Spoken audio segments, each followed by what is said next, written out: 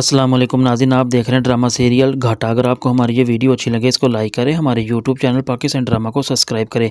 हमज़ा और सना ने भागकर शादी तो कर ली होती है, लेकिन उसके घर वाले काफ़ी ज़्यादा उनसे डांट रहे होते हैं कि आखिर तुम लोगों ने ऐसा क्यों किया। लेकिन जो सना होती है वो हमज़ा से कहती है कि मुझे लगता है कि हमने गलत तो नहीं किया।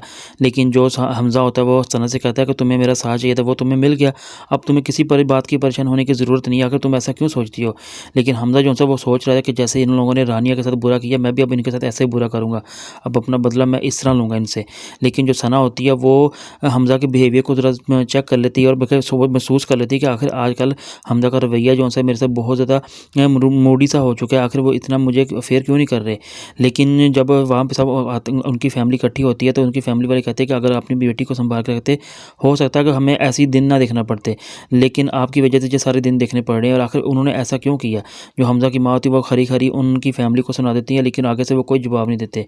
लेकिन जो दानिश होता है वो भी वहाँ पे पास बैठा होता है और आकर से कहता है कि ठीक, अगर आप ऐसी बात कर रही है तो फिर आप बुलाएं सना को। लेकिन जो हमज़ा होता है वो भी कहता है कि हमज़ा कहता है कि सना तो यहाँ से अब नहीं जाएगी।